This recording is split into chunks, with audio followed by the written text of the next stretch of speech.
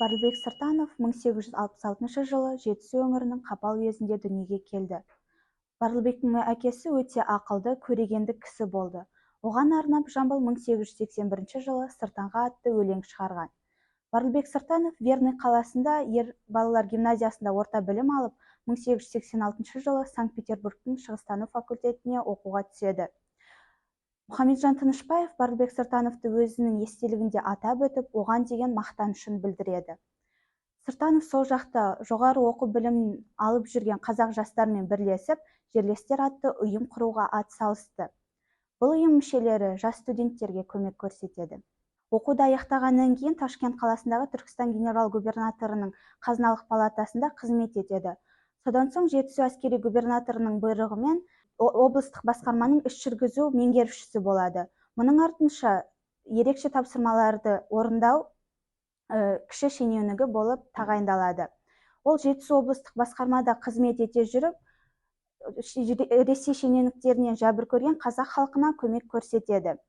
1906 жылы мұсылмандар кітапханасын ашады. Бұл кітапхана Алматы қаласындағы ең алғашқы кітапхана. Ол Санкт-Петербургтан 2000-нан астам кітап алып келген. Барлыбек Сыртанов 9 тілде таза сөйлеген. 1903-1907 жылдар аралығында Қытай мен Ресей шекарасының межесін тексеру ісіне атсалысты.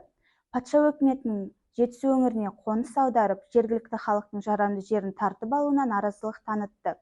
Сол уақыттағы халықтың мұң-мұқтажын айқындау және оны шешу мақсатында жалпы қазақ съезін өткізу мәселесін көтереді. Оның бұл ойы қазақ зиялылары тарапынан қолдау табады.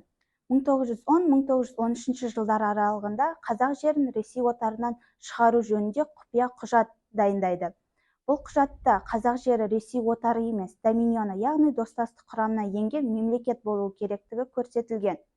Жарғының соңына 13 июнь 1911 жыл, Санкт-Петербург, Алашинский деп жазады.